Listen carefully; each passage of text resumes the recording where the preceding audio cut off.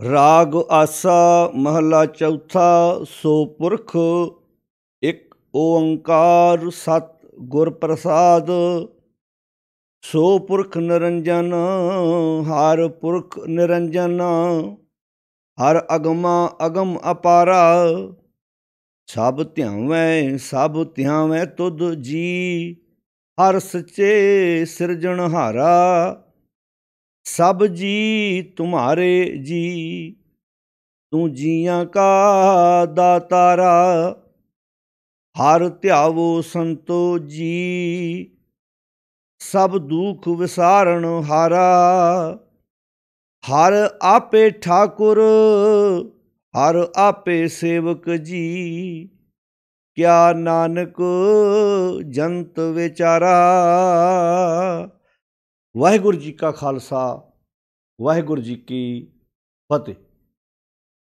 गुरु प्यारी साध संगत जी, ਆਪਾਂ ਜੋ ਸੋਦਰ ਦੀ ਬਾਣੀ ਦੀ ਲੜੀਵਾਰ ਵਿਚਾਰ ਆਰੰਭ ਕੀਤੀ ਹੈ, ਉਸ ਲੜੀ ਦੇ ਤਹਿਤ ਆਪਾਂ ਸੋਦਰ ਬਾਣੀ ਦੇ 5 ਸ਼ਬਦਾਂ ਦੀ ਵਿਚਾਰ ਆਪਾਂ ਕੱਲ ਤੱਕ ਸਰਵਣ ਕਰ ਚੁੱਕੇ ਹਾਂ।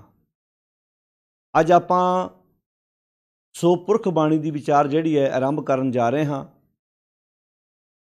ਗੁਰੂ ਰਾਮਦਾਸ ਪਿਤਾ ਮਹਾਰਾਜ ਜੀ ਦੀ ਰਸਨਾ ਤੋਂ ਉਚਾਰਨ ਕੀਤਾ ਹੋਇਆ ਇਹ ਸ਼ਬਦ, ਜਿਸ ਦੇ 5 ਬੰਦ ਹਨ ਤੇ ਪਹਿਲੇ ਬੰਦ ਦਾ ਪਾਠ ਆਪਾਂ ਸਰਵਣ ਕੀਤਾ ਹੈ। ਕਿਉਂਕਿ ਸ਼ਬਦ ਵੱਡਾ ਹੋਣ ਕਰਕੇ ਆਪਾਂ ਕੋਸ਼ਿਸ਼ ਕਰਾਂਗੇ ਕਿ 5 ਦਿਨਾਂ ਵਿੱਚ ਇਹਨਾਂ 5 ਬੰਦਾਂ ਦੀ ਜਿਹੜੀ ਇਹ ਵਿਚਾਰ ਤੁਹਾਡੇ ਨਾਲ ਸਾਂਝੀ ਕੀਤੀ ਜਾ ਸਕੇ। ਕਿਉਂਕਿ ਇੱਕ ਇੱਕ ਬੰਦ ਵਿਚਾਰ ਮੰਗਦਾ ਹੈ ਤੇ ਸ਼ਬਦ ਦਾ ਆਕਾਰ ਵੱਡਾ ਹੋਣ ਕਰਕੇ ਥੋੜ੍ਹਾ ਜਿਹਾ ਵਕਤ ਵੀ ਵੱਧ ਲੱਗੇਗਾ। ਤੋ ਸਾਧ ਸੰਗਤ ਜੀ, ਜਿਹੜੇ ਸਰੋਤੇ ਬਾਣੀ ਸਮਝ ਕੇ ਪੜ੍ਹਨ ਵਾਲੇ ਨੇ, ਜਿਹੜੇ ਬਾਣੀ ਨੂੰ ਖੋਜੀ ਬਿਰਤੀ ਨਾਲ ਪੜ੍ਹਦੇ ਨੇ, ਕਿਉਂਕਿ ਬਾਣੀ ਦਾ ਵਾਕ ਹੈ ਖੋਜੀ ਉਪਜੈ ਬਾਦੀ ਬਿਨਸੈ। ਜਿਹੜਾ ਖੋਜੀ ਬਿਰਤੀ ਵਾਲਾ ਹੈ ਉਹ ਸਮਝ ਕੇ ਪੜ੍ਹ ਕੇ ਆਪਣੀ ਜ਼ਿੰਦਗੀ ਨੂੰ ਸਵਾਰਨ ਵਾਲੇ ਬੰਨੇ ਤੁਰਦਾ ਹੈ। ਬਹੁਤ ਸਰੋਤੇ ਇੱਦਾਂ ਦੇ ਵੀ ਜਿਨ੍ਹਾਂ ਦੇ ਫੋਨ ਆਉਂਦੇ, ਪਤਾ ਲੱਗਦਾ ਵੀ ਉਹ ਨਿੱਕੇ ਨਿੱਕੇ ਨੁਕਤੇ ਨੂੰ ਬਹੁਤ ਧਿਆਨ ਨਾਲ ਵੇਖਦੇ ਨੇ ਕਿ ਗੁਰੂ ਸਾਹਿਬ ਨੇ ਕਿੰਨੇ ਸੋਹਣੇ ਤਰੀਕੇ ਨਾਲ ਸਾਨੂੰ ਇਹ ਸੂਝ ਬਖਸ਼ਿਸ਼ ਕੀਤੀ ਹੈ।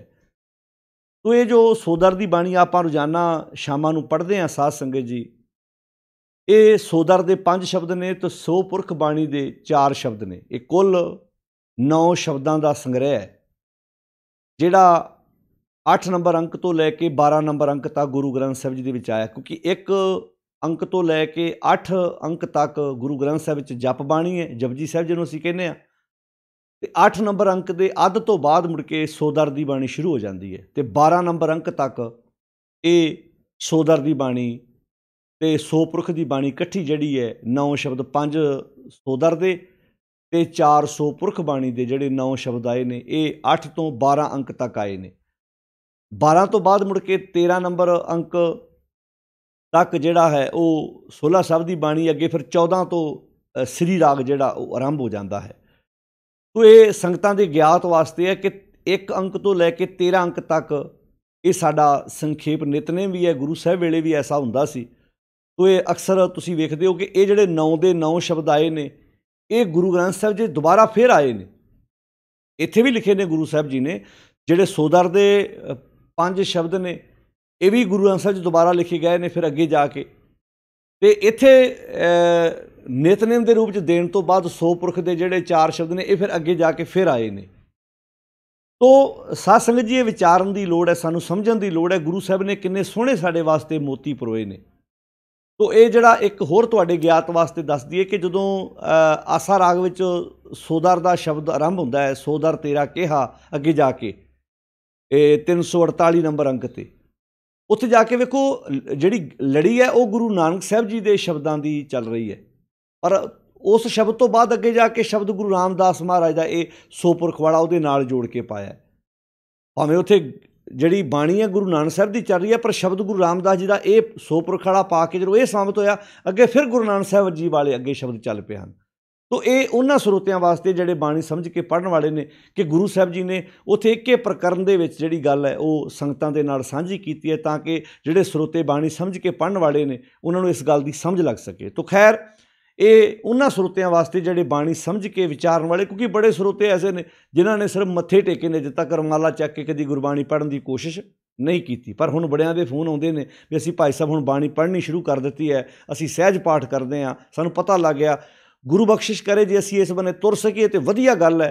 जिवें असीं दुनियावी धन दौलत दा मान करदे भी ये साडे दादियां पड़दादियां दी है, तो ये भी साडी एक दादियां पड़दादियां वल्लों गुरु पातशाह वल्लों दित्ती होई एक जायदाद है ਜਿਹੜੀ ਸਾਡੇ ਜ਼ਿੰਦਗੀ ਨੂੰ ਸਵਾਰਨ ਦੇ ਕੰਮ ਆਉਂਦੀ ਹੈ। ਅਸੀਂ ਇਸ ਤੋਂ ਬਹੁਤ ਦੂਰੀ ਬਣਾਈ ਰੱਖੀ ਹੈ।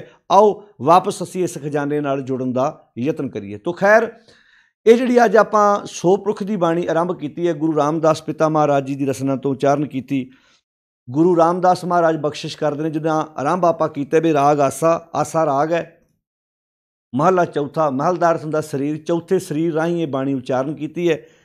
ਸੋ ਪੁਰਖ ਬਾਣੀ ਦਾ ਨਾਮ ਹੈ। ਇੱਕ ਓੰਕਾਰ ਸਤ, ਉਹ ਇੱਕ ਓੰਕਾਰ ਸਦੀਵ ਰਹਿਣ ਵਾਲਾ ਹੈ।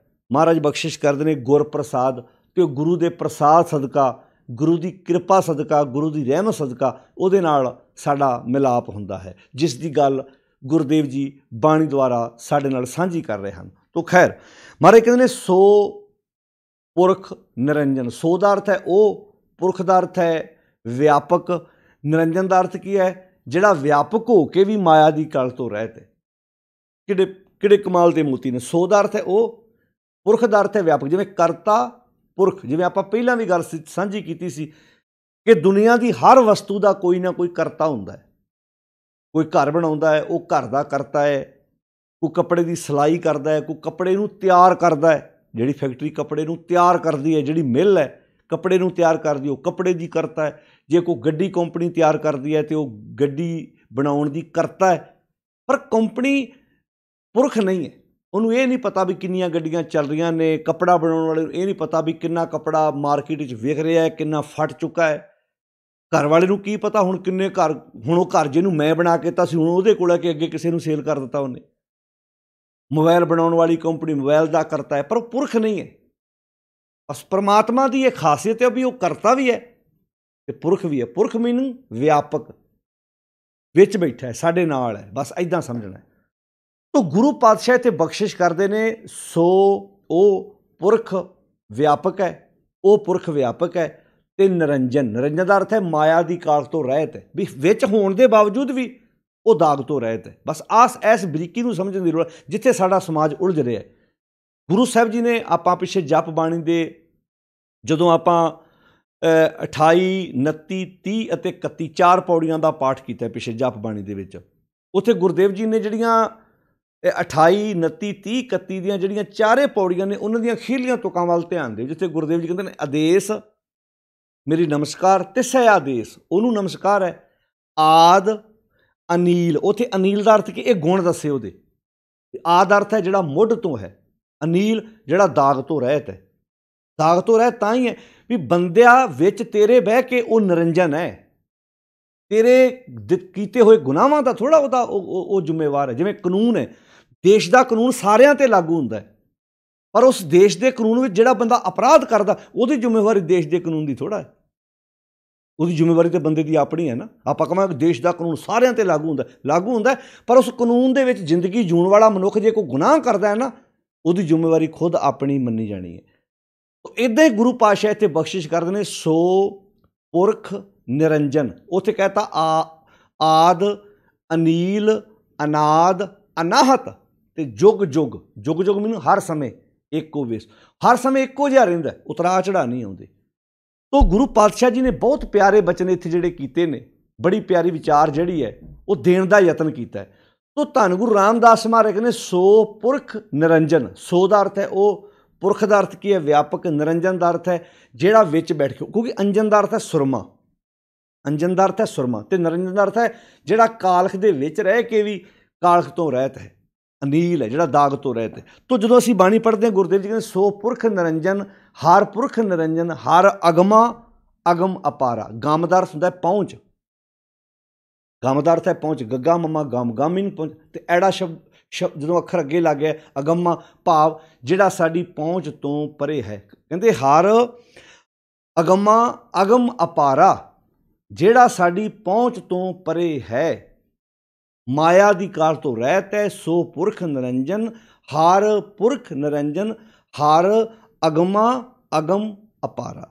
तो पातशाह इत्थे जिहड़ी बख्शिश भरिया बचन कर रहे हैं, कहते बैठा विच है पर माया की कालख तो रहत है। भी जिहड़े बंदे, क्योंकि अक्सर इस क्वेश्चन आउंदे ने भी जे रब सारियां विच वसदा है तो फिर बंदा चोरी क्यों करदा है। ये सवाल आम लोग करते हैं। जे बंदा रब सारे च वसदा फिर बंदा बलात्कार क्यों करता है, फिर बंदा डकैतियां क्यों करता है, बंदा फिर धोखे धड़ियां क्यों करता है, जे अंदर रब बैठा उन्हें रोकदा क्यों नहीं है। इस सवाल का जवाब इदा ही है जिवें देश का कानून, मान लो किसी कंट्री च कोई बैठा है बंदा, आप कहने भी देश का कानून कमाल का, भाई इत्थे कानून बड़ा कमाल का है, कानून वधिया है ना, कि उस कानून दे विच उस देश विच जेल नहीं हैगी, उस देश विच जेल नहीं हैगी, हैगी है, कैदी नहीं हैगे ने, उत्थे बेईमानी नहीं करते, करते हैं। जे एडा वधिया कानून है तो बेईमानी लोग क्यों करते हैं। जानी कि कानून तो वधिया है पर जिहड़ी बेईमानी वो तो मनुखी सुभाਅ च है ना,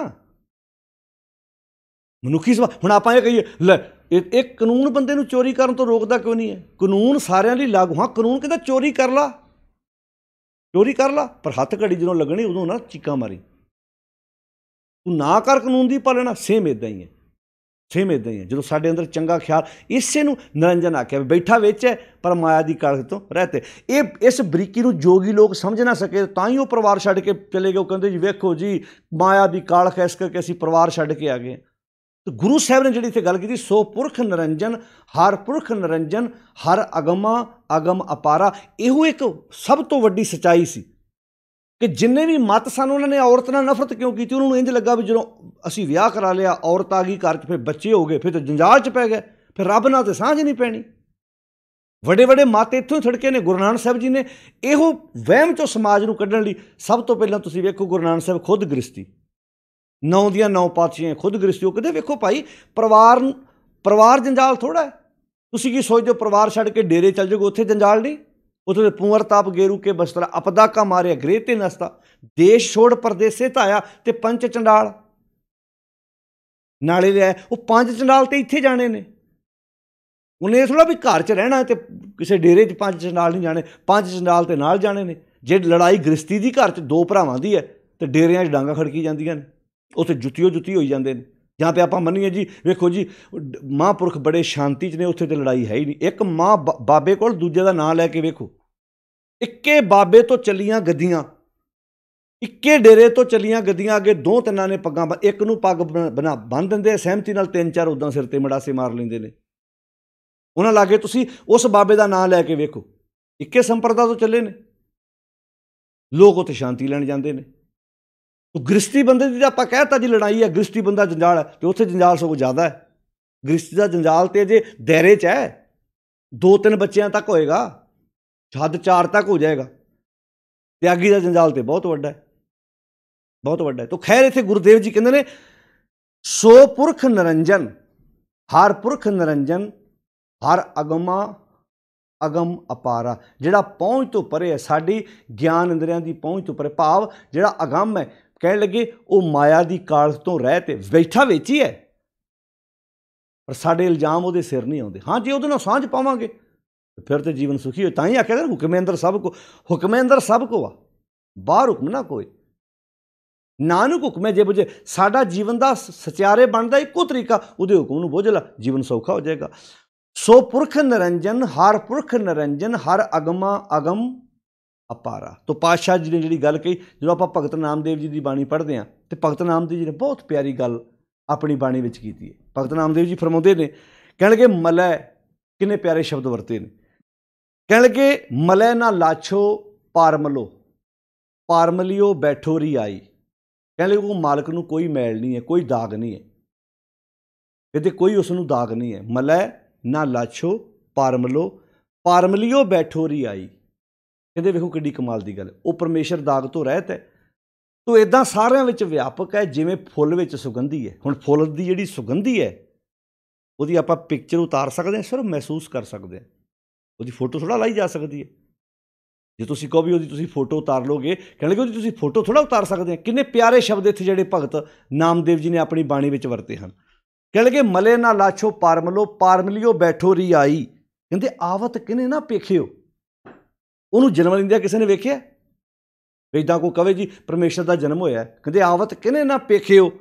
कह लगे ਕਮਨੇ ਜਾਣੇ ਰੀ ਬਾਈ, ਕੋਈ ਨਹੀਂ ਜਾਣਦਾ ਉਹਦਾ ਰੂਪ ਕਿੱਦਾਂ, ਕੋਈ ਰੂਪ ਬਿਆਨ ਕਰ ਸਕਦਾ, ਕਿਉਂਕਿ ਬਾਣੀ 'ਚ ਲਿਖਿਆ ਰੂਪ ਨਾ ਰੇਖ ਨਾ ਰੰਗ ਕਿਛ ਤ੍ਰੇ ਗੁਣ ਤੇ ਪ੍ਰਭ ਭਿੰਨ। ਤੋ ਇਹ ਕਿੰਨੇ ਪਿਆਰੇ ਸ਼ਬਦ ਵਰਤੇ ਨੇ ਭਗਤ ਨਾਮਦੇਵ ਜੀ ਨੇ। ਤੋ ਇੱਥੇ ਜਿਹੜੀ ਗੱਲ ਗੁਰੂ ਰਾਮਦਾਸ ਮਹਾਰਾਜ ਕਰਦੇ ਨੇ ਉਹ ਬਾ ਕਮਾਲ ਹੈ। ਕਹਿਣ ਲੱਗੇ ਹਰ ਪੁਰਖ ਨਿਰੰਜਨ, ਕਹਿੰਦੇ ਉਹ ਹਰ ਪੁਰਖ ਨਿਰੰਜਨ ਹੈ। ਸੋ ਪੁਰਖ ਨਿਰੰਜਨ ਹਰ ਪੁਰਖ ਨਿਰੰਜਨ ਹਰ ਅਗਮਾ ਅਗਮ ਅਪਾਰਾ। ਕਹਿਣ ਲੱਗੇ ਉਹ ਬੈਠਾ ਵਿੱਚ ਹੈ ਪਰ ਮਾਇਆ ਦੀ ਕਾਲ ਤੋਂ ਰਹਿਤ। ਇਹੋ ਕੁਐਸਚਨ ਸਿੱਧ ਲੋਕਾਂ ਨੇ ਜਦੋਂ ਗੁਰੂ ਨਾਨਕ ਸਾਹਿਬ ਜੀ ਦੇ ਉੱਤੇ ਕੀਤਾ ਸੀ, ਜਿੱਦਾਂ ਲੋਕਾਂ ਨੇ ਸਵਾਲ ਕੀਤਾ ਗੁਰੂ ਨਾਨਕ ਸਾਹਿਬ ਸੱਚੇ ਪਾਤਸ਼ਾਹ ਤੇ, ਕਹਿੰਦੇ ਦੁਨੀਆ ਸਾਗਰ ਦੋ ਤਰ ਕਹੀ ਹੈ।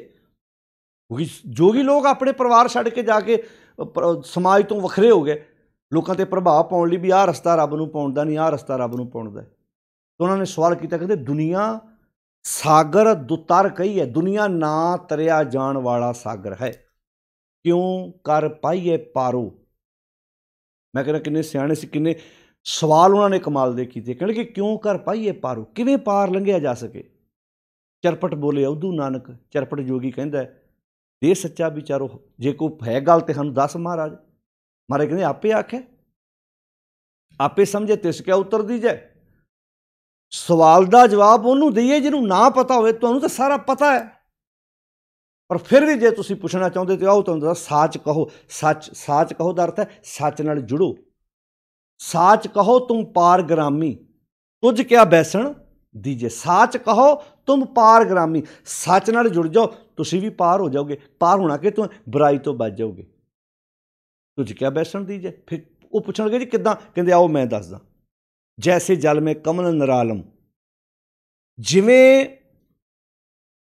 ਚਿੱਕੜ ਵਿੱਚ ਪਾਣੀ ਵਿੱਚ ਕਮਲ ਦਾ ਫੁੱਲ ਉੱਗਦਾ ਪਰ ਆਪਣੇ ਪੱਤਿਆਂ ਨੂੰ ਚਿੱਕੜ ਤੋਂ ਬਚਾ ਕੇ ਰੱਖਦਾ ਹੈ। ਜੈਸੇ ਜਲ ਮੇ ਕਮਲ ਨਿਰਾਲਮ ਮੁਰਗਾਈ ਨੈਸਾਣੇ, ਜਿਵੇਂ ਮੁਰਗਾਬੀ ਪਾਣੀ 'ਚ ਰਹਿ ਕੇ ਆਪਣੇ ਖੰਭਾਂ ਨੂੰ ਪਾਣੀ ਤੋਂ ਬਚਾ ਕੇ ਰੱਖਦੀ ਹੈ। ਸੁਰਤ ਸ਼ਬਦ ਭਵ ਸਾਗਰ ਤਰੀਏ। ਇੱਦਾਂ ਹੀ ਜਿਹੜਾ ਮੈਂ ਰਾਹ ਦੱਸ ਰਿਹਾ ਨਾ ਸਮਾਜ ਨੂੰ, ਵੀ ਸਿੱਖ ਨੇ ਆਪਣੀ ਸੁਰਤ ਨੂੰ ਸ਼ਬਦ ਨਾਲ ਜੋੜਨਾ ਹੈ, ਅਤੇ ਉਹ ਸੁਰਤ ਸ਼ਬਦ ਨਾਲ ਪਰਿਵਾਰ 'ਚ ਬਹਿ ਕੇ ਵੀ ਜੁੜ ਸਕਦੀ ਹੈ। ਇਹ ਜ਼ਰੂਰੀ ਥੋੜ੍ਹਾ ਵੀ ਉਹਦੇ ਵਾਸਤੇ ਪਰਿਵਾਰ ਛੱਡਣਾ ਪੈਣਾ, ਉਹਦੇ ਵਾਸਤੇ ਘਰ-ਬਾਰ ਤਿਆਗਣਾ ਪੈਣਾ, ਜੰਜਾਲ ਹੈ ਕੋਈ, ਨਾ ਨਾ ਨਾ। ਸੁਰਤ ਸ਼ਬਦ ਭਵ ਸਾਗਰ ਤਰੀਏ ਨਾਨਕ ਨਾਮ ਵਖਾਣੈ ਰਹੇ ਇਕਾਂਤ ਏਕੋ ਮਨ ਵਸਿਆ। ਇਕਾਂਤ ਦਾ ਅਰਥ ਜੰਗਲ ਜਾਣ ਦੀ ਲੋੜ ਥੋੜ੍ਹਾ, ਤੁਸੀਂ ਘਰ 'ਚ ਰਹਿ ਕੇ ਵੀ ਇਕਾਂਤ ਦਾ ਅਰਥ ਕੀ ਸੀ, ਭਾਵ ਆਪਣੇ ਮਨ ਨੂੰ ਵਕਾਰਾਂ ਵਾਲੇ ਫੁਰਨਿਆਂ ਤੋਂ ਬਚਾ ਕੇ ਰੱਖੋ। ਇਹ ਜ਼ਰੂਰੀ ਨਹੀਂ ਹੈ ਵੀ ਤੁਸੀਂ ਘਰ ਵਿੱਚ ਮਨ ਨੂੰ ਵਕਾਰਾਂ ਵਾਲੇ ਫੁਰਨਿਆਂ ਤੋਂ ਨਹੀਂ ਬਚਾ ਸਕਦੇ, ਡੇਰੇ 'ਚ ਬਚਾ ਸਕਦੇ ਹੋ। ਡੇਰੇ ਸਗੋਂ ਜ਼ਿਆਦਾ ਵਕਾਰ ਆਉਂਦੇ ਹੋਣ, ਜੇ ਨਾ ਆਉਂਦੇ ਹੁੰਦੇ ਤੇ ਬਲਾਤਕਾਰਾਂ ਦੇ ਕੇਸ ਸਾਧਾਂ 'ਤੇ ਚੱਲਦੇ, ਜਿਨ੍ਹਾਂ ਨੂੰ ਲੋਕ ਰੱਬ ਕਹਿ ਕੇ ਪੂਜਦੇ। ਅਦਾਲਤਾਂ ਦੇ ਵਿੱਚ ਜੱਜ ਉਹਨੂੰ ਇਹ ਕਹਿ ਕੇ ਸਜ਼ਾ ਦਿੰਦਾ ਵੀ ਇਹ ਬੰਦਾ ਦੇ ਉੱਤੇ ਰੇਪ ਦਾ ਕੇਸ ਹੈ ਜੀ। ਆ ਲੜਕੀਆਂ ਨੇ ਬਿਆਨ ਦਿੱਤੇ ਨੇ, ਕਿੰਨੇ ਨੇ, ਕਈ ਜੱਗ ਜ਼ਾਹਰ ਹੋਏ ਤੇ ਕਈ ਅਜੇ ਤੱਕ ਨਹੀਂ ਹੋਏ। ਬਨਤਾ ਛੋੜ, ਮਹਾਰਾਜ ਕਹਿੰਦੇ ਬਨਤਾ ਛੋੜ ਬੱਧ ਨਦਰ ਪਰ ਨਾਰੀ। ਇਸਤਰੀ ਛੱਡ ਦਿੱਤੀ, ਦੂਜਿਆਂ ਦੀਆਂ ਔਰਤਾਂ ਤੇ ਮਾੜੀ ਨਿਗਰ। ਵੇਸ ਨਾ ਪਾਈਏ ਮਹਾਂ ਦੁਖਿਆਰੀ, ਗ੍ਰਹਿ ਤਜ ਬਨ ਖੜ ਜਾਈਏ ਚੁਣ ਖਾਈਏ ਕੰਦਾ। ਅਜੋ ਬਿਕਾਰ ਨਾ ਛੋੜੇ ਪਾਪੀ ਮਨ ਮੰਦਾ। ਕਿਉਂ ਛੂਟੋਂ ਕੈਸੇ ਤਰੋਂ ਭਵ ਜਲ ਨਿਧ ਭਾਰੀ। ਰਾਖ ਰਾਖ ਮੇਰੇ ਬੀਠਲਾ ਹਰ ਸ਼ਰਨ ਤੁਮਾਰੀ।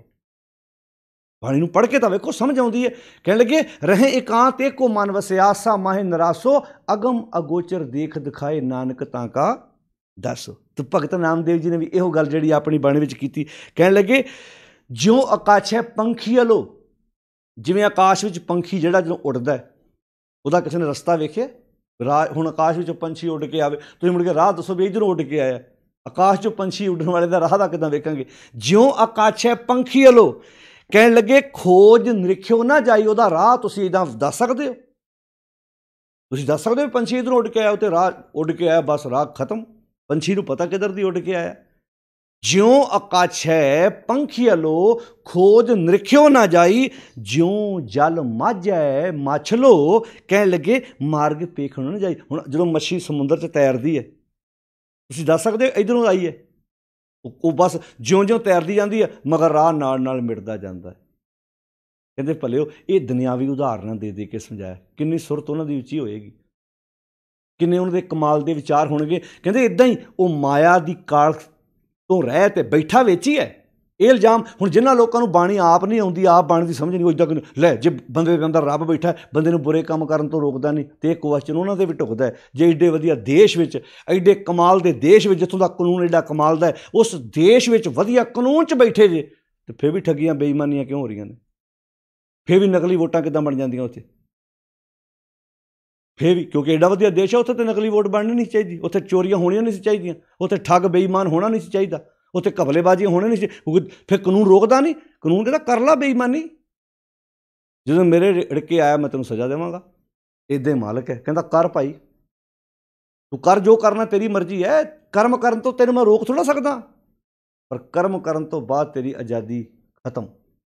ਉਦੋਂ ਫਿਰ ਤੇਰੇ ਖੇਤ ਸਰੀਰ ਜੋ ਬੀਜਿਆ ਤੁਰੰਤ ਖਲੋਆਏ। ਬਸ ਇੱਦਾਂ ਚਿੱਤਰ ਰੱਖਣਾ। ਇੱਥੇ ਪਾਤਸ਼ਾਹ ਕਹਿੰਦੇ ਸੋ ਪੁਰਖ ਨਿਰੰਜਨ, ਉਹ ਸੋ ਦਾ ਅਰਥ ਹੈ ਉਹ ਪੁਰਖ, ਮੀਨਿੰਗ ਵਿਆਪਕ, ਨਿਰੰਜਨ ਵਿਆਪਕ ਹੋ ਕੇ ਵੀ ਮਾਇਆ ਦੀ ਕਾਲ ਤੁਰੇ ਤੇ। ਸੋ ਪੁਰਖ ਨਿਰੰਜਨ, ਹਰ ਪੁਰਖ ਨਿਰੰਜਨ, ਹਰ ਅਗਮਾ ਅਗਮ ਅਪਾਰਾ। ਤੋਂ ਅੱਗੇ ਬਖਸ਼ਿਸ਼ ਕਰਦੇ ਨੇ, ਸਭ ਧਿਆਵੇਂ ਸਭ ਧਿਆਵੇਂ ਤੁਧ ਜੀ ਹਰ ਸੱਚੇ ਸਿਰਜਣਹਾਰ। ਹੁਣ ਸਭ ਧਿਆਵੇਂ ਦਾ ਅਰਥ ਕੀ ਹੈ?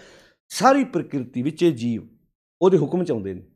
ਸਭ ਧਿਆਵੇਂ ਦਾ ਅਰਥ ਉਹਦੇ ਹੁਕਮ 'ਚ ਆਉਂਦੇ ਨੇ, ਭਾਵੇਂ ਮਨੁੱਖੀ ਸਰੀਰ ਹੈ, ਭਾਵੇਂ ਕਿਸੇ ਜੀਵ ਜੰਤੂ ਦਾ ਸਰੀਰ ਹੈ, ਤੇ ਭਾਵੇਂ ਆਪਾਂ ਦਰਖਤਾਂ ਦੀ ਗੱਲ ਕਰੀਏ, ਬਨਸਪਤੀ ਦੀ ਗੱਲ ਕਰੀਏ, ਸਭ ਉਹਦੇ ਹੁਕਮ 'ਚ ਨੇ, ਰਜਾ 'ਚ ਨੇ। ਇੱਕੋ ਮਨੁੱਖ ਹੈ। ਹੁਣ ਜੇ ਪਸ਼ੂ ਪੰਛੀ ਦਾ ਸਰੀਰ ਰਜਾ 'ਚ ਹੈ ਨਾ, ਉਹਦਾ ਮਨ ਵੀ ਰਜਾ 'ਚ ਹੀ ਹੈ। ਜਿੱਦਾਂ ਦਾ ਦਿਸਦਾ ਉੱਦਾਂ ਦਾ ਹੈ, ਜਿੱਦਾਂ ਦਾ ਉਹਨੂੰ ਪੈਦਾ ਕੀਤਾ ਉੱਦਾਂ ਦਾ। ਇੱਕੋ ਮਨੁੱਖ ਹੈ ਜਿਹਦਾ ਸਰੀਰ ਰਜਾ 'ਚ ਹੈ ਪਰ ਮਨ ਰਜਾ 'ਚ ਨਹੀਂ ਹੈ। ਉਹਦਾ ਜਿਸਮ ਰਜਾ 'ਚ ਹੈ। ਜਿਸਮ ਰਜਾ 'ਚ ਕਿੱਦਾਂ ਹੈ? ਬੁਢੇਪਾ ਵੀ ਆਉਣਾ ਹੈ, ਜਵਾਨੀ ਵੀ ਹੈ, ਜੇ ਖਾਂਦਾ ਹੈ ਭੋਗੰਗ ਤਾਂ ਰੋਗੰਗ ਵੀ ਹੈ, ਹਰਖੰਗ ਤਾਂ ਸੋਗੰਗ ਵੀ ਹੈ। ਇਹ ਰਜਾ 'ਚ ਆਉਂਦਾ ਹੈ ਵੀ ਜੇ ਤੂੰ ਭੋਗਿਆ ਤੇ ਰੋਗ ਵੀ ਲੱਗੇਗਾ, ਇਹ ਰਜਾ 'ਚ ਹੈ। ਪਰ ਮਨ ਰਜਾ 'ਚ ਨਹੀਂ ਹੈ, ਮਨ ਰਜਾ 'ਚ ਨਹੀਂ ਹੈ। ਤਨ ਰਜਾ 'ਚ ਹੈ, ਤਨ ਦੇ ਉੱਤੇ ਹੁਕਮ ਲਾਗੂ ਹੋ ਰਿਹਾ ਹੈ, ਮਨ ਦੇ ਉੱਤੇ ਹੁਕਮ ਲਾਗੂ ਨਹੀਂ ਹੋ ਰਿਹਾ। ਮਨ ਹੁਕਮ ਤੋਂ, ਹੁਕਮ ਦੀਆਂ ਰੱਸੀਆਂ ਤੜਾ ਤੜਾ ਕੇ ਭੱਜਦਾ। ਤਾਂ ਹੀ ਤੇ ਕਹਿਣਾ ਪੈਂਦਾ ਗੁਰੂ ਨਾਨਕ ਸਾਹਿਬ ਜੀ ਨੂੰ ਵੀ ਖਸਮ ਵਿਸਾਰ ਕੀਏ ਰਸ ਭੋਗ। ਖਸਮ ਨੂੰ ਭੁਲਾ ਕੇ, ਹੁਣ ਰਸ ਤੇ ਮਨ ਹੀ ਕਰਦਾ ਹੈ ਨਾ, ਖਾਂਦਾ ਮੂੰਹ ਹੈ, ਪਰ ਕਹਿੰਦਾ ਤੇ ਮਨ ਹੀ ਹੈ ਨਾ ਵੀ ਉਹ ਖਾਣੀ ਚੀਜ਼, ਉਹ ਚਾਹੀਦਾ। ਮਨ ਨਹੀਂ ਕਹਿੰਦਾ। ਹੁਣ ਬੰਦੇ ਨੂੰ ਪਤਾ ਵੀ ਹੁੰਦਾ ਵੀ ਇੱਕ ਗੁਰਦਾ ਖਰਾਬ ਹੋ ਚੁੱਕਾ ਨਸ਼ੇ ਨਾਲ, ਪਤਾ ਹੈ ਨਾ, ਪਰ ਉੱਥੇ ਕੌਣ ਕਰਦਾ? ਮਨ ਕਰਦਾ। ਪੀਣੀ ਮੂੰਹ ਨੇ ਹੈ, ਜਾਣੀ ਅੰਦਰ ਹੈ, ਪਰ ਕਰਦਾ ਤੇ ਮਨ ਹੀ ਹੈ ਨਾ। ਮਨ ਕਰ ਆਇਆ, ਵੇਖ ਕੇ ਡਿੱਗ ਪਈਆਂ ਲਾਲਾਂ, ਨਹੀਂ ਇੱਦਾਂ ਮਨ ਨੇ ਕੀਤਾ ਨਾ। ਹੁਣ ਲਿਖਿਆ ਉੱਥੇ ਖਸਮ ਵਿਸਾਰ ਕੀਏ ਰਸ ਭੋਗ। ਖਸਮ ਨੂੰ ਭੁਲਾ ਕੇ, ਖਸਮ ਕੀ ਸੀ? ਸੱਚ। ਸੱਚ ਨੂੰ ਭੁਲਾ ਕੇ, ਨੇਮ ਨੂੰ ਭੁਲਾ ਕੇ, ਮਰਿਆਦਾ ਨੂੰ ਭੁਲਾ ਕੇ, ਰਜਾ ਨੂੰ ਭੁਲਾ ਕੇ। ਖਸਮ ਮੀਨਿੰਗ ਰਜਾ, ਸੱਚ ਨੂੰ ਭੁਲਾ ਕੇ। ਖਸਮ ਵਿਸਾਰ ਕੀਏ ਰਸ ਭੋਗ। ਕੀ ਲਿਖਿਆ ਕਿ ਤਾਂ ਤਨ ਉੱਠ ਖਲੋਏ ਰੋਗ। ਭੁਲਾਈ ਮੰਨੇ ਰਜਾ ਤੇ ਸਜ਼ਾ ਤਨ ਨੂੰ ਮਿਲੀ, ਤਾਂ ਤਨ ਉੱਠ ਖਲੋਏ ਰੋਗ। ਤਨ ਦੇ ਉੱਤੇ ਰੋਗ ਆ ਗਏ ਨਾ, ਮਨ ਦੇ ਕੋ ਮਿਲੇ ਸਜਾਏ। ਹੁਣ ਰੋਗ ਮਨ ਤੇ ਆਏ, ਰੋਗ ਤਨ ਤੇ ਆਏ, ਤੇ ਕਲਪਦਾ ਕੌਣ ਹੈ ਭਲਾ? ਜਦੋਂ ਕਿਸੇ ਦੀ ਮੰਨ ਲਓ, ਕਿਸੇ ਨੂੰ ਮੰਨ ਲਓ ਕੋਈ ਭਿਆਨਕ ਬਿਮਾਰੀ ਲੱਗਦੀ ਹੈ, ਗੁਰਦਾ ਖਰਾਬ ਹੁੰਦਾ, ਕੋਈ ਅੰਦਰ ਨਾਸੂਰ ਜ਼ਖਮ ਬਣ ਜਾਂਦੇ ਆ, ਕੋਈ ਅੰਦਰ ਪ੍ਰੋਬਲਮ ਆਉਂਦੀ ਹੈ, ਤੜਫਦਾ ਕੌਣ ਹੈ? ਤੜਫਦਾ ਤੇ ਮਨ ਹੀ ਹੈ ਨਾ। ਦੇਖੋ ਕਿੰਨੀ ਸਾਂਝ ਹੈ। ਕਹਿੰਦੇ ਕਿ ਖਸਮ ਵਿਸਾਰ ਕੀਏ ਰਸ ਭੋਗ, ਤਾਂ ਤਨ ਉੱਠ ਖਲੋਏ ਰੋਗ। ਮਨ ਨੇ ਸੱਚ ਨੂੰ ਭੁਲਾਇਆ ਤੇ ਰੋਗ ਤਨ ਤੇ ਆ ਗਏ। ਅੱਗੇ ਕੀ ਲਿਖਿਆ? ਮਨ ਅੰਧੇ ਕੋ ਮਿਲੇ ਸਜਾਏ। ਹੁਣ ਕਹਿੰਦੇ ਵੇਖ ਮਨਾ, ਜੇ ਤੂੰ ਉਹਦੀ, ਹੁਣ ਤਨ ਰਜਾ 'ਚ ਸੀ, ਤੂੰ ਰਜਾ 'ਚ ਸੀ, ਜੇ ਤੂੰ ਰਜਾ ਤੋੜੀ ਹੈ ਤੇ ਹੁਣ ਤੂੰ ਸਜ਼ਾ ਦੀ ਤਿਆਰੀ ਰੱਖ। ਹੁਣ ਮਨ ਅੰਧੇ ਕੋ ਮਿਲੇ ਸਜਾਏ, ਵੈਦ ਨਾ ਭੋਲਾ ਦਾਰੂ ਲਾਏ। ਹੁਣ ਇੱਥੇ ਕੀ ਕਹਿੰਦੇ ਨੇ? ਸਭ ਧਿਆਵੇਂ, ਸਾਰੇ ਉਹਦੀ ਰਜਾ 'ਚ ਨੇ। ਇੱਕ ਮਨੁੱਖੀ ਮਨ ਜਿਹੜਾ ਰਜਾ 'ਚ ਨਹੀਂ ਹੈ। ਜੇ ਮਨੁੱਖੀ ਮਨ, ਕਿਉਂਕਿ ਇਸੇ ਬੰਦ ਵਿੱਚ ਅੱਗੇ ਜਾ ਕੇ ਗੁਰੂ ਰਾਮਦਾਸ ਪਿਤਾ ਮਹਾਰਾਜ ਨੇ ਗੱਲ ਕਲੀਅਰ ਕਰਤੀ ਹੈ। ਕਹਿੰਦੇ ਨੇ ਸਭ ਧਿਆਵੇਂ ਤੁਧ ਜੀ ਹਰ ਸੱਚੇ ਸਿਰਜਣਹਾਰਾ। ਉਹ ਸੱਚਾ ਸਾਰੀ ਕਾਇਨਾਤ ਨੂੰ ਆਪ ਸਿਰਜਣ ਵਾਲਾ ਹੈ। ਅੱਗੇ ਬਖਸ਼ਿਸ਼ ਕਰਦੇ ਨੇ, ਕਹਿਣ ਲੱਗੇ ਸਭ ਜੀ ਤੁਮਾਰੇ ਜੀ। ਕਹਿਣ ਲੱਗੇ ਤੂੰ ਜੀਆਂ ਕਾ ਦਾਤਾਰਾ। ਸਭ ਜੀ ਤੁਹਾਡੇ ਨੇ, ਤੁਸੀਂ ਜੀਆਂ ਦੇ ਦਾਤਾਰ ਜੀ। ਹੁਣ ਮਾਲਕ ਕਿਹੜੀ ਚੀਜ਼ ਦਾ ਦਾਤਾਰ ਹੈ? ਆਹ ਚੇਤਾ ਰੱਖਿਓ। ਆਪਾਂ ਬਾਣੀ ਵਿੱਚ ਪਹਿਲਾਂ ਵੀ ਪੜ੍ਹ ਆਏ ਹਾਂ ਕਿ ਤੁਮ ਦਾਤੇ ਠਾਕੁਰ ਪ੍ਰਤਪਾਲਕ। ਸਾਡੇ ਕਈ ਕਹਿਣਗੇ ਅਸੀਂ ਤੇ ਰੱਬ ਦੇ ਵੀ ਮੰਗਤੇ ਨਹੀਂ ਹੈ ਜੀ। ਕਿਉਂ ਨਹੀਂ ਮੰਗਤੇ ਬਈ? ਅਸੀਂ ਤੇ ਰੱਬ ਦੇ ਮੰਗਤੇ ਹਾਂ। ਬਾਣੀ 'ਚ ਲਿਖਿਆ ਬਾਰ-ਬਾਰ, ਹਮ ਭੀਖਕ ਭਿਖਾਰੀ ਤੇਰੇ, ਤੂੰ ਨਿਜ ਪਤ ਹੈ ਦਾਤਾ। ਜਗਤ ਭਿਖਾਰੀ ਫਿਰਤ ਹੈ ਸਭ ਕੋ ਦਾਤਾ ਰਾਮ। ਕਾਹਦੇ? ਅਸੀਂ ਉਹਦੇ ਕੋਲੋਂ ਗੁਣਾਂ ਦੀ ਦਾਤ ਲੈਣੀ ਹੈ। ਉਹ ਗੁਣਾਂ ਦਾ ਦਾਤਾ ਹੈ। ਮਿਹਰਬਾਨ ਸਾਹਿਬ ਮੇਰਾ ਮਿਹਰਬਾਨ।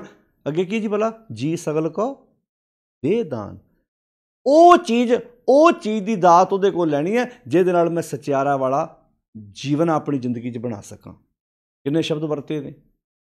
ਬਿਨ ਸਤਿਗੁਰ ਸੇਵੇ ਬਹੁਤਾ ਦੁੱਖ ਲਾਗਾ, ਜੁਗ ਚਾਰੇ ਭਰਮਾਈ ਹਮ ਦੀਨ। ਤੁਮ ਜੁਗ ਜੁਗ ਦਾਤੇ ਸ਼ਬਦੈ ਦੇਹ ਬੁਝਾਈ। ਹਰ ਜੀਓ ਕਿਰਪਾ ਕਰੋ ਤੁਮ ਪਿਆਰੇ, ਸਤਿਗੁਰ ਦਾਤਾ ਮੇਲ ਮਿਲਾਵੋ, ਹਰ ਨਾਮ ਦੇਵੋ ਉਧਾਰੇ। ਦੱਦਾ ਦਾਤਾ ਏਕ ਹੈ। ਕਾਹਦਾ ਦਾਤਾ ਹੈ? ਵੱਖਰੀ ਗੱਲ ਹੈ, ਅਸੀਂ ਆਟੇ ਦਾਲ ਤੋਂ ਗਾਹ ਨਹੀਂ ਜਾ ਰਹੇ। ਇਹ ਵੱਖਰੀ ਗੱਲ ਹੈ ਕਿ ਉਹ ਦਾਤਾ ਕਾਹਦਾ ਸੀ? ਗੁਣਾਂ ਦਾ। ਤੁਮ ਦਾਤੇ ਠਾਕੁਰ ਪ੍ਰਤਪਾਲਕ ਨਾਇਕ ਖਸਮ ਹਮਾਰੇ, ਨਿਮਖ ਨਿਮਖ ਤੁਮ ਹੀ ਪ੍ਰਤਪਾਲੋ ਹਮ ਬਾਰਿਕ ਤੁਮਰੇ ਧਾਰੇ। ਉਹ ਜਿਵੇਂ ਮਾਂ ਨੇ ਬੱਚੇ ਨੂੰ ਪਾਲਦੀ, ਇੱਦਾਂ ਉਹ ਸੱਚ ਮਾਲਕ ਸਾਨੂੰ ਇੱਦਾਂ ਪਾਲਦਾ ਜਿਵੇਂ ਅਸੀਂ ਉਹਦੇ ਬੱਚੇ ਹੋਈਏ। ਮਾਂ ਬੱਚੇ ਨੂੰ ਕੀ ਦਿੰਦੀ ਹੈ? ਦੁੱਧ ਦਿੰਦੀ ਹੈ, ਖੁਰਾਕ ਦਿੰਦੀ ਹੈ। ਸਾਨੂੰ ਇੱਥੇ ਮਾਲਕ ਦਾਤਾ ਕੀ ਖੁਰਾਕ ਦਿੰਦਾ? ਗੁਣਾਂ ਦੀ ਖੁਰਾਕ ਦਿੰਦਾ ਹੈ। ਜੀ ਮਿਲਦੇ ਨੇ। ਬਾਣੀ 'ਚ ਲਿਖਿਆ, ਹਮ ਮੈਲੇ ਤੁਮ ਉਜਲ ਕਰਤੇ ਹਮ ਨਿਰਗੁਣ। ਅੱਗੇ ਕੀ ਭਲਾ ਪੜੋ? ਹਮ ਨਿਰਗੁਣ ਤੂੰ ਦਾਤਾ। ਕਾਹਦਾ ਦਾਤਾ? ਵੀ ਮੇਰੇ 'ਚ ਮੈਲ ਹੈ, ਤੁਸੀਂ ਮੈਲ ਕੱਟਣ ਦੀ ਦਵਾਈ ਦਿੰਦੇ ਜੇ ਮੈਨੂੰ। ਭਰੀਏ ਮਤ ਪਾਪਾਂ ਕੇ ਸੰਗ ਉਹ ਧੋਪੈ ਨਾਵੇਂ ਕੇ ਰੰਗ। ਅਸੀਂ ਉਸ ਮਾਲਕ ਦੇ ਭਿਖਾਰੀਆਂ। ਜਗਤ ਭਿਖਾਰੀ ਫਿਰਤ ਹੈ ਸਭ ਕੋ ਦਾਤਾ ਰਾਮ। ਬਸ ਦਾਤ ਕਾਹਦੀ ਮੰਗਣੀ? ਗੁਣਾਂ ਦੀ ਦਾਤਾ, ਜਿਹਦੇ ਨਾਲ ਮੈਂ ਸਚਿਆਰਾ ਬਣ ਸਕਾਂ, ਜਿਹਦੇ ਨਾਲ ਮੇਰਾ ਵਧੀਆ ਜੀਵਨ ਬਣ ਸਕੇ, ਮੈਂ ਜ਼ਿੰਦਗੀ ਜਿਉਣ ਦਾ, ਆਪਣੀ ਜ਼ਿੰਦਗੀ ਦੇ ਵਿੱਚ ਵਧੀਆ ਇਨਸਾਨ ਬਣ ਸਕਾਂ, ਤਾਂ ਕਿ ਜ਼ਿੰਦਗੀ ਜਿਉਣ ਦਾ ਮੈਨੂੰ ਪਤਾ ਲੱਗ ਸਕੇ। ਪਾਤਸ਼ਾਹ ਕਿੰਨੇ ਪਿਆਰੇ ਬਚਨ ਕਹਿ ਰਹੇ ਨੇ, ਕਿੰਨੀ ਪਿਆਰੀ ਸਿੱਖਿਆ ਦੇ ਕੇ ਸਾਨੂੰ ਸਮਝਾਉਣ ਦਾ ਯਤਨ ਕਰ ਰਹੇ ਨੇ ਗੁਰਦੇਵ ਪਿਤਾ ਮਹਾਰਾਜ। ਕਹਿੰਦੇ ਨੇ ਉਹ ਸਾਰਿਆਂ ਜੀਵਾਂ ਦਾ ਦਾਤਾ ਹੈ। ਕਹਿੰਦੇ ਸਭ ਜੀ ਤੁਮਾਰੇ। ਹੁਣ ਜੀ, ਸਭ ਜੀ ਤੁਮਾਰੇ, ਜੀ ਤੂੰ ਜੀਆਂ ਕਾ ਦਾਤਾਰਾ। ਸਭ ਜੀ ਤੁਹਾਡੇ ਨੇ, ਤੁਸੀਂ ਜੀਆਂ ਦੇ ਦਾਤੇ ਹੋ। ਕਾਹਦੇ ਦਾਤੇ ਹੋ? ਗੁਣਾਂ ਦੇ ਦਾਤੇ ਹੋ, ਚੰਗਿਆਈ ਦੇ ਦਾਤੇ ਹੋ।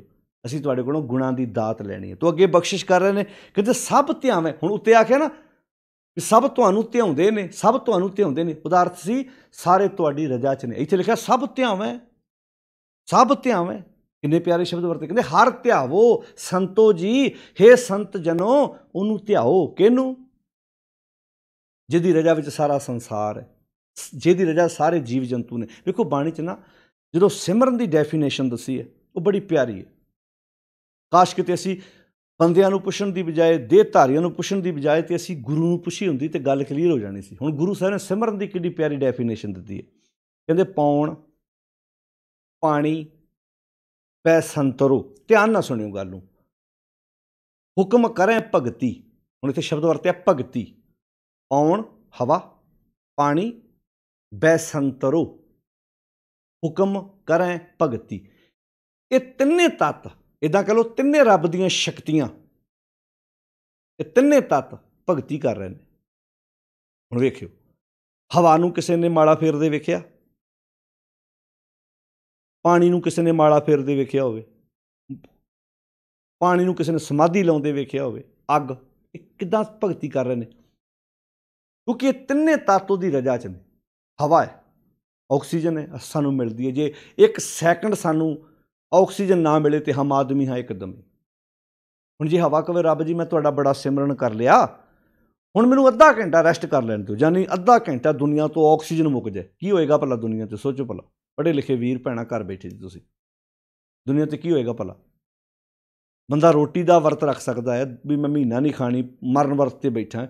ਪਾਣੀ ਤੋਂ ਥੋੜ੍ਹਾ, ਪਾਣੀ ਵੀ ਕਿਤੇ ਥੋੜ੍ਹੇ ਟਾਈਮ ਲਈ ਬੰਦਾ कसਦਾ ਮੈਂ ਘੰਟਾ 2 ਘੰਟੇ ਨਹੀਂ ਪੀਣੀ। ਪਰ ਇਸ ਸਵਾਸ ਦਾ ਵੀ ਵਰਤ ਰੱਖ ਸਕਦਾ ਭਲਾ? ਸਾਹ ਲੈਣ ਦਾ ਵਰਤ ਰੱਖ ਸਕਦਾ ਵੀ ਹੁਣ ਮੈਂ ਸਵਾਸ ਨਹੀਂ ਲੈਣੇ? ਹਮ ਆਦਮੀ ਹੈ ਇੱਕਦਮ ਹੀ। ਹੁਣ ਸੁਣਿਓ ਧਿਆਨ ਨਾਲ, ਸਰੀਰ ਹਵਾ ਜਿਉਂਦੀ ਰੱਖ ਰਹੀ ਹੈ ਸਾਨੂੰ, ਉਹਦਾ ਆਲਰੇਡੀ ਸਿਮਰਨ ਕਰ ਰਹੀ ਹੈ।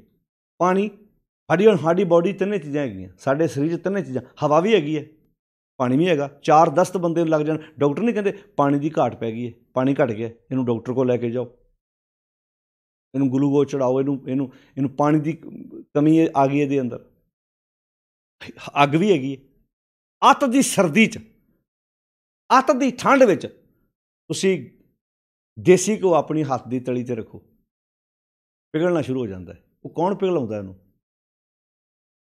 ਤੁਹਾਡੇ ਹੱਥ ਦੀ ਹੀਟ, ਗਰਮੈਸ਼, ਅੰਦਰ ਹੀਟ ਹੈ, ਅੱਗ ਹੈ। ਖਾਣਾ ਖਾਂਦੇ ਹਾਂ ਆਪਾਂ, ਆਪਣੇ ਅੰਦਰ ਅੱਗ ਹੈ। ਤੁਸੀਂ ਵੇਖੋ, ਆਪਾਂ ਸਰਦੀਆਂ ਜਦੋਂ ਹਵਾ ਲੈਂਦੇ, ਸਵਾਸ ਲੈਂਦੇ ਹਾਂ, ਹੁਣ ਬਾਹਰ ਦਾ ਟੈਂਪਰੇਚਰ ਘੱਟ ਹੁੰਦਾ, ਅੰਦਰ ਦਾ ਟੈਂਪਰੇਚਰ ਜ਼ਿਆਦਾ ਹੁੰਦਾ ਹੈ, ਸਾਡੀ ਮੂੰਹ 'ਚੋਂ ਹਵਾੜ ਬਾਹਰ ਦਿਸਦੀ ਹੈ। ਹੁਣ ਗਰਮੀਆਂ 'ਚ ਕਿਉਂ ਦਿਸਦੀ? ਕਿਉਂਕਿ ਬਾਹਰ ਗਰਮੀ ਜ਼ਿਆਦਾ ਹੈ। ਸਰਦੀਆਂ, ਜਿਉਂ ਹੀ ਸਰਦੀਆਂ ਪੈਣ ਲੱਗਦੀਆਂ, ਦਸੰਬਰ ਜਨਵਰੀ ਦੇ ਮਹੀਨੇ 'ਚ ਆਪਾਂ ਜਦੋਂ ਹਵਾੜ ਲੈਂਦੇ, ਗੱਡੀਆਂ ਦਾ ਧੂੰਆਂ ਵੀ ਦੂਰ ਦੂਰ ਤੱਕ ਦਿਸਦਾ, ਸਾਡੇ ਮੂੰਹ ਦੀ ਹਵਾੜ ਵੀ ਦਿਸਦੀ। ਕਿਉਂ? ਕਿਉਂਕਿ ਇੱਕਦਮ ਅੰਦਰ ਹੀਟ ਹੈ ਨਾ। ਇੱਕ ਹੋਰ ਸੌਖੀ ਉਦਾਹਰਨ ਦੇਵਾਂ, ਜਿੰਨਾ ਮਰਜ਼ੀ ਠੰਡਾ ਪਾਣੀ ਤੁਸੀਂ ਆਪਣੇ ਮੂੰਹ ਵਿੱਚ ਹੋਲਡ ਕਰ ਲਓ, ਇੱਦਾਂ 2-30 ਸੈਕਿੰਡ ਲਈ, 1 ਮਿੰਟ ਲਈ ਦਾ ਮੂੰਹ 'ਚ ਹੋਲਡ ਕਰਕੇ ਨਾ, ਇੱਦਾਂ ਇਹ ਬਾਹਰ ਕੱਢੋ, ਹੁਣ ਵੀ ਉਨਾ ਹੀ ਠੰਡਾ ਜਿੰਨਾ ਮੂੰਹ 'ਚ ਪਾਇਆ ਸੀ ਪਹਿਲਾਂ। ਉਹਨੂੰ ਗਰਮ ਕਿਹਨੇ ਕਰਤਾ? ਜਿੱਦਾਂ ਮਤਲਬ ਸਾਡੇ ਅੰਦਰ ਗਰਮੈਸ਼ ਸੀ ਨਾ, ਉਸ ਪਾਣੀ ਨੂੰ ਉਹਨੇ ਗਰਮ ਕਰਤਾ। ਉਹਦਾ ਟੈਂਪਰੇਚਰ ਉਹ ਨਹੀਂ ਰਿਹਾ ਜਿਹੜਾ ਪਹਿਲਾਂ ਮੂੰਹ 'ਚ ਪਾਇਆ ਸੀ, ਉਹ ਟੈਂਪਰੇਚਰ ਨਹੀਂ ਰਿਹਾ। ਹੁਣ ਸੁਣਿਓ ਧਿਆਨ ਨਾਲ, ਇਹਦਾ ਮਤਲਬ ਸਾਡੇ ਸਰੀਰ 'ਚ ਤਿੰਨੇ ਤੱਤ, ਸਾਡੇ ਸਰੀਰ 'ਚੋਂ ਇੱਕ ਵੀ ਤੱਤ ਬਾਹਰ ਨਿਕਲ ਜੇ, ਮੰਨ ਲਓ ਅੱਗ ਹੀ ਠੰਡੀ ਹੋ ਜਾਏ, ਪਾਣੀ ਦੀ ਮਿਕਦਾਰ ਘੱਟ ਜਾਏ, ਹਵਾ ਘੱਟ ਜਾਏ, ਬੰਦਾ ਜਿਉਂਦਾ ਰਹਿ ਸਕਦਾ? ਗੱਡੀਆਂ ਵੇਖ ਲਓ, ਤੁਸੀਂ ਆਪਣੀਆਂ ਕਾਰਾਂ ਹੀ ਵੇਖ ਲਓ, ਕਾਰ ਦੇ ਇੱਕ ਟਾਇਰ 'ਚੋਂ ਹਵਾ ਨਿਕਲ ਜਾਏ, ਸਾਰੇ ਪਰਿਵਾਰ ਨੂੰ ਬਾਹਰ ਨਹੀਂ ਬਹਿਣਾ ਪੈਂਦਾ ਜਿੰਨੀ ਦੇਰ ਤੱਕ ਤੁਸੀਂ ਦੂਜਾ ਟਾਇਰ ਨਹੀਂ ਬਦਲਦੇ, ਉਹਦਾ ਪੈਂਚਰ ਨਹੀਂ ਲਵਾਉਂਦੇ ਜਾਂ ਟਾਇਰ ਚੇਂਜ ਕਰਦੇ, ਜੋ ਵੀ ਕਰਦੇ ਜੇ। ਅੱਗ ਵੀ ਹੈਗੀ ਹੈ ਨਾ, ਪੈਟਰੋਲ ਡੀਜ਼ਲ ਨੂੰ ਅੱਗ ਲੱਗਦੀ ਹੈ, ਗੈਸ ਨੂੰ ਅੱਗ ਲੱਗਦੀ ਹੈ, ਚੱਲਦੀ ਹੈ। ਗੱਲ ਤਾਂ ਉੱਥੇ ਆ ਗਈ ਨਾ। ਭਾਵੇਂ ਉਹ ਆਉਣ ਵਾਲੇ ਸਮੇਂ 'ਚ ਬਿਜਲੀ ਵਾਲੀਆਂ ਗੱਡੀਆਂ ਆ ਗਈਆਂ, ਪਰ ਹੈਗੀ ਤਾਂ ਅੱਗ ਹੀ ਹੈ ਨਾ, ਹੈ ਤਾਂ ਅੱਗ ਹੀ ਹੈ ਨਾ, ਅੱਗ ਹੀ ਭਜਾ ਰਹੀ ਉਹਨੂੰ। ਪਾਣੀ ਵੀ ਹੈਗਾ। ਹੁਣ ਤੁਸੀਂ ਆਪਣੇ ਸਰੀਰ ਵਾਲੀ ਸੌਖੀ ਉਦਾਹਰਨ ਲੈ ਲਓ। ਆਪਣੇ ਘਰਾਂ ਵਿੱਚ ਹੁਣ ਹਰ ਘਰ ਵਿੱਚ ਤਿੰਨੇ ਚੀਜ਼ਾਂ ਚਾਹੀਦੀਆਂ। ਪਾਣੀ ਤੋਂ ਬਿਨਾਂ ਘਰ ਨਹੀਂ ਹੁੰਦਾ। ਸਵਾਸ ਵੀ ਹੈਗੇ ਨੇ, ਅੱਗ ਵੀ। ਘਰ 'ਚ ਸਭ ਤੋਂ ਪਹਿਲਾਂ ਸਵੇਰੇ ਉੱਠਣ ਤੋਂ ਲੈ ਕੇ ਰਾਤ ਸੌਣ ਤੱਕ ਸਾਡੀ ਰਸੋਈ, ਸਾਡੇ ਕਿਚਨ 'ਚ ਅੱਗ ਬਲਦੀ ਹੈ ਨਾ।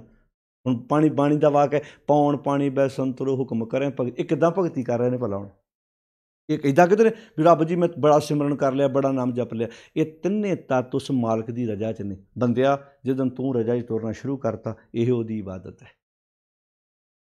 ਬਸ ਅੱਗ, ਹਵਾ, ਪਾਣੀ ਨੇ ਫੱਟਾ ਥੋੜ੍ਹਾ ਆਪਣੇ ਗਲ 'ਚ ਲਾਇਆ ਕਿ ਮੇਰੇ ਵਰਗਾ ਸਿਮਰਨ ਕੋਈ ਨਹੀਂ ਕਰਦਾ, ਮੇਰੇ ਵਰਗਾ ਤੇ ਭਗਤ ਕੋਈ ਨਹੀਂ ਹੈ।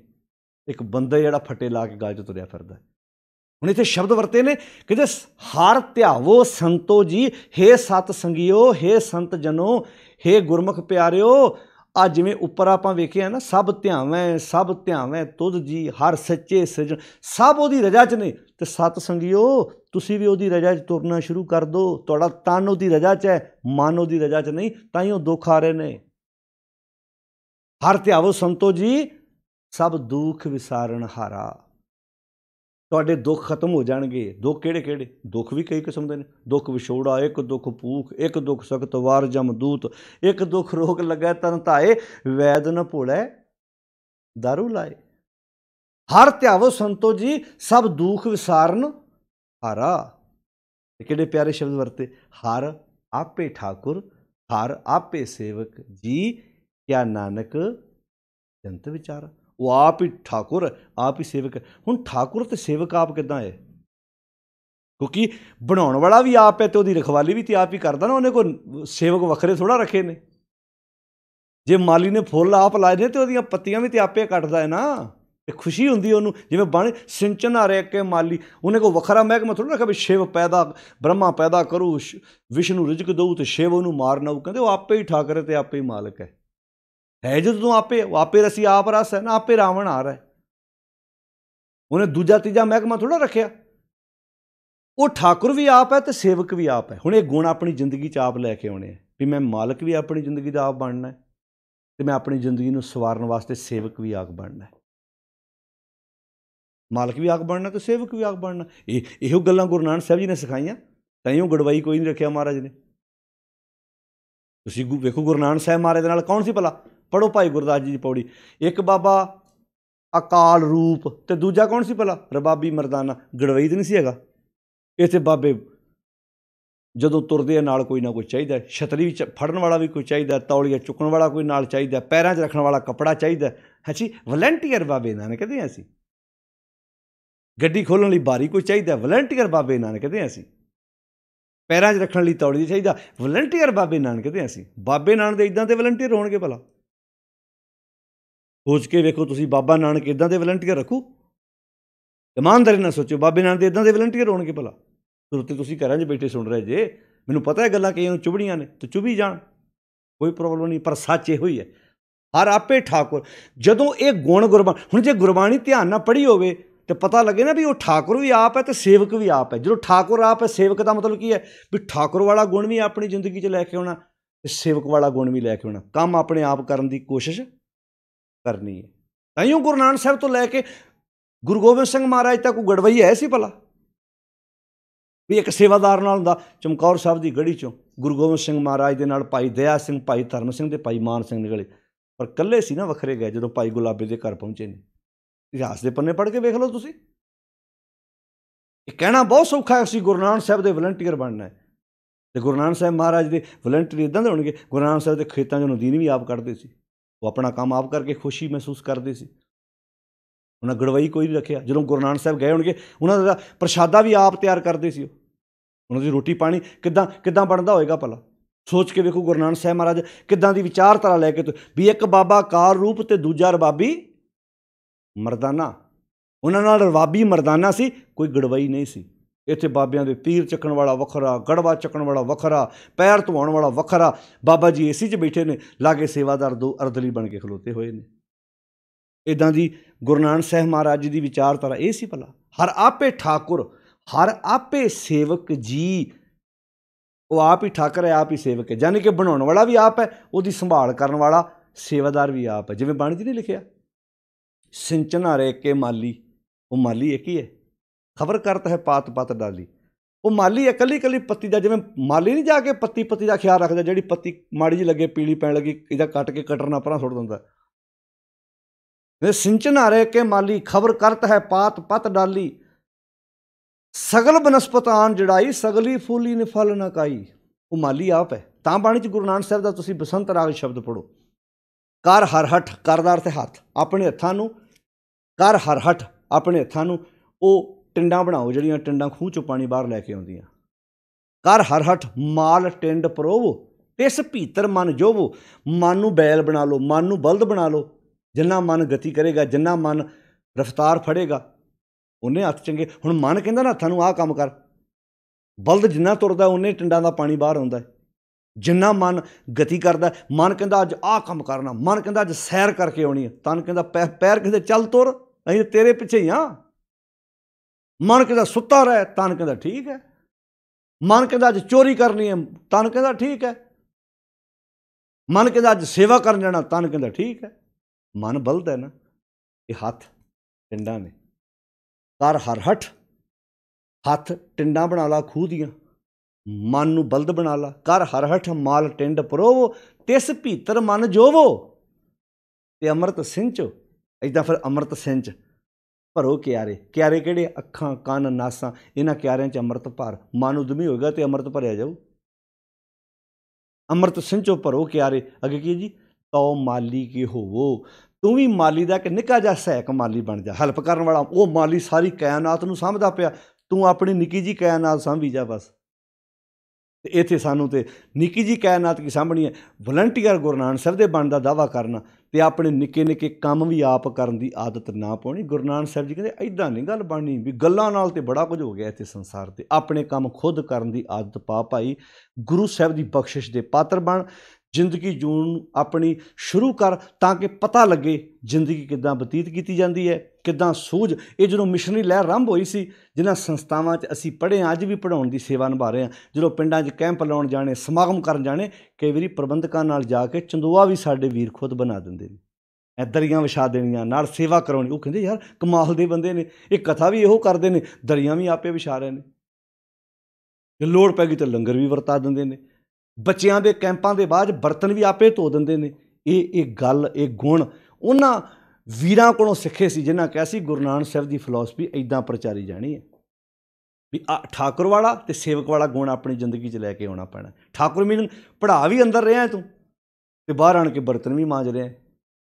ਅੰਦਰ ਆਣ ਕੇ ਕਲਾਸ ਵੀ ਲਾ ਰਿਹਾ ਤੇ ਬਾਹਰ ਆਣ ਕੇ ਤੂੰ ਵਿਦਿਆਰਥੀਆਂ ਦੇ ਉਹਨਾਂ ਦੇ ਜੂਠੇ ਗਲਾਸ ਵੀ ਧੋ ਰਿਹਾ। ਤੂੰ ਸੇਵਾ ਵਿੱਚ ਵੀ ਪਤਾ ਨਹੀਂ ਲੱਗ ਰਿਹਾ। ਐਸਾ ਹੋਇਆ ਸਾਡੇ ਵੀਰਾਂ ਨੇ, ਇੱਦਾਂ ਬੜਾ ਉਦਮ ਮਿਹਨਤ ਮੁਸ਼ੱਕਤ ਕੀਤੀ ਹੈ। ਇਹ ਗੁਣ ਸਿੱਖਾਂ ਵਿੱਚ ਹੈ। ਆਪਣੀ ਫੈਕਟਰੀ 'ਚ ਆਪਣੇ ਆਫਿਸ ਵਿੱਚ ਬੈਠਾ ਹੈ, ਲੰਗਰ ਵਿੱਚ ਦਾਲ ਫੜ ਕੇ ਵਰਤਾ ਰਿਹਾ ਹੈ। ਉੱਥੇ ਆਫਿਸ ਵਿੱਚ ਬੈਠਾ ਹੈ ਤੇ ਦਾਲ ਫੜ ਕੇ ਵਰਤਾ ਰਿਹਾ ਹੈ। ਉੱਥੇ ਫੈਕਟਰੀ 'ਚ 500 ਵਰਕਰ ਉਹਦੇ ਥੱਲੇ ਕੰਮ ਕਰਦਾ ਹੈ, ਇੱਥੇ ਲੰਗਰ 'ਚ ਪ੍ਰਸ਼ਾਦੇ ਵਰਤਾ ਰਿਹਾ ਹੈ। ਇਹ ਗੁਣ ਦਿੱਤੇ ਸੀ ਵੀ ਇਹ ਗੁਣ ਕਰੋਨਾ ਵਾਇਰਸ ਵੇਖਿਆ ਨਾ, ਸਾਡੇ ਬਹੁਤ ਵੀਰਾਂ ਨੇ ਸੇਵਾ ਕੀਤੀ ਅੱਗੇ ਹੋ ਕੇ। ਵੱਖਰੀ ਗੱਲ ਕਈਆਂ ਨੂੰ ਇਹ ਚੀਜ਼ਾਂ ਚੁੱਭਦੀਆਂ ਨੇ, ਵੱਖਰੀ ਗੱਲ। ਗੁਰੂ ਸਾਹਿਬ ਬਖਸ਼ਿਸ਼ ਕਰਨ, ਸਾਡੇ 'ਚ ਇਹ ਗੁਣ ਆ ਜਾਣ। ਹਰ ਆਪੇ ਠਾਕੁਰ ਹਰ ਆਪੇ ਸੇਵਕ ਜੀ, ਕਿੰਨੇ ਪਿਆਰੇ ਸ਼ਬਦ ਵਰਤੇ। ਕਿਆ ਨਾਨਕ ਜੰਤ ਵਿਚਾਰਾ, ਨਾ ਗੁਰੂ ਨਾਨਕ ਸਾਹਿਬ ਜੀ ਨੇ ਜੰਤ ਦੀ ਕੀ ਪਾਇਆ ਭਾਈ, ਜੰਤ ਵਿਚਾਰਾ ਕੀ ਹੈ।